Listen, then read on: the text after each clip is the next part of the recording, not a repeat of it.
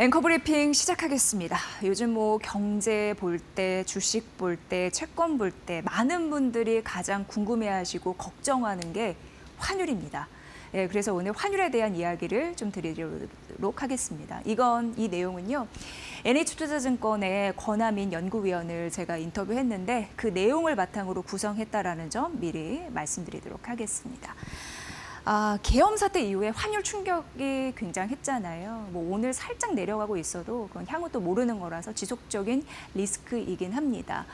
근데 환율 충격 있었을 때 당국이 그냥 손 놓고 있진 않았어요. 여러 가지 정비 조치는 했습니다. 그걸 말씀드리면 일단 한국은행이 비정례 RP라고 해서 RP는 그 환매 조건부 채권이거든요. 그걸 매입했다라는 부분인데 쉽게 얘기해서 긴급 조치예요. 그래서 시장의 돈, 유동성을 이게 푸는 조치를 했다. 이런 거 하나 말씀드리고 정부가 국민연금과 함께 외환 스와프 한도를 또 늘린 거 그런 부분이 있고요. 은행에서 달러 이런 부분을 이제 사고 팔 때 선물한 거래를 더 늘리게 한 거 그런 조치들을 했습니다. 그런데 이게 환율의 방향성을 바꿀 만한 결과적으로요. 그런 이어지진 않았거든요. 약간 좀 아쉬운 상황이다. 그런데 노력은 했다라는 말씀 좀 드리고 싶고요. 그럼 앞으로 환율이 어떻게 될까를 생각할 때 꼭 알아야 할 세 가지를 말씀드리려고 하는데 첫 번째가 바로 이 내용이 되겠습니다. 왜 우리가 달러 지수라고 해서 기사 같은 데 볼 때 DXY라고 표기된 거 바로 그 얘기입니다.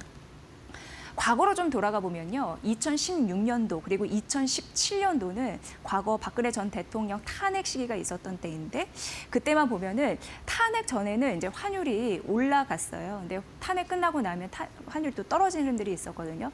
근데 지나고 나서 분석을 해보니까 대내정, 그러니까 대통령 탄핵 이슈도 문제가 됐었지만 사실상 달러 강세와 위안화 약세가 더 환율에 영향을 미쳤다라는 분석 결과를 우리는 얻을 수 있었습니다. 이거를 하나의 또 투자 전략을 함께 좀 생각해 보시면 좋을 것 같고요. 지금 달러 지수 이 부분을 이제 주목하라면서 동그라미 이렇게 쳐놨는데 사실 2022년 말이었습니다. 이때 달러가 103으로 떨어진 이후에 굉장히 오랫동안 달러 그 지수 DXY가요. 100에서 107을 왔다 갔다 했거든요.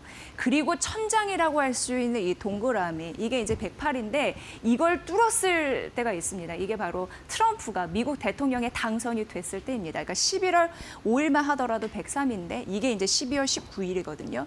108을 뚫은 이후에 지금까지 108선 위에서 움직인다. 잠깐 내려가긴 했습니다만 이런 흐름들이 있다라는 점 말씀드리면서 이걸 좀 볼게요. 자, 그럼 트럼프 2.0 시대 우리가 마주할 텐데 1,500원 선 돌파 가능할까요? 에 대한 질문이 있으실 텐데 이게 가능할 수도 있다고 합니다.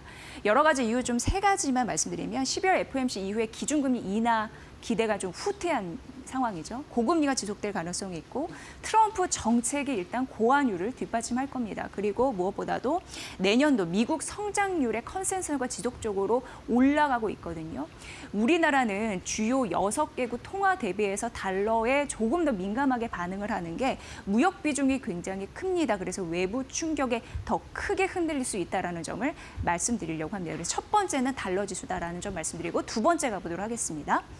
자, 위안화입니다. 어떤 분은 이렇게 얘기할 수 있어요. 대중 수출 영향력이 그만큼 줄었는데 왜 위안화냐. 하지만 역시 원화는 위안화의 프록시 통화라고 해서 이게 대리 통화거든요. 그래서 쉽게 얘기하면 우리나라 원화 계산할 때 중국 경제 아직까지도 면밀히 살펴야 된다는 것을 강조해 드립니다. 자, 그리고 세 번째는 코스피, 외국인 수급과의 연관성 좀 잘 보셔야 되는데 지금 탄핵 정국이 장기화되면서 대외 신인도가 떨어진다. 이건 외국인들이 우리나라를 매력적으로 볼 요소가 당연히 아니죠. 게다가 우리나라는 내수가 위축되면서 수출 경쟁력이 둔화될 가능성이 지금 지적이 되고 있는 상황입니다. 그리고 한국은행이 내년 금리를 인하할 가능성에 대해서 얘기를 하고 있죠. 기준금리 인하에 대한 기대 어쩌면 있습니다. 그렇기 때문에 미국과는 좀 다르게 가는 현상이 차별화되고 있다는 점 말씀드리도록 하겠습니다. 그리고 굉장히 중요한 부분이 있는 게 우리나라에서 지금 해외 투자에 대한 규모를 늘리고 있습니다. 이게인즉슨 달러를 많이 내보내고 있거든요. 그런데 문제는 달러가 유입이 잘 안 되고 있습니다. 이 얘기인즉슨 원달러 환율의 하단과 상단의 밴드가 함께 올라갈 가능성이 있다는 걸 여러분께 말씀드리겠습니다.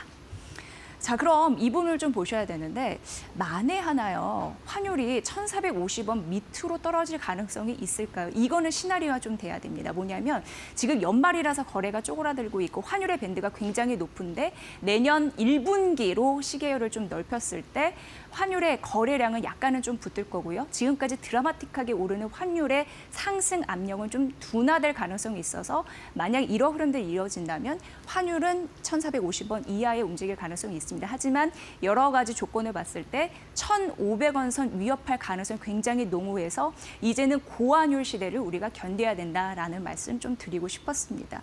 결국 우리가 1,500원 선 위협받는 이 환율의 움직임 잘 보셔야 될 것 같고요. 그런 흐름으로 지속적으로 내년도 방송을 해드려야 될 것 같습니다. 지금까지 앵커 브리핑 시간이었습니다.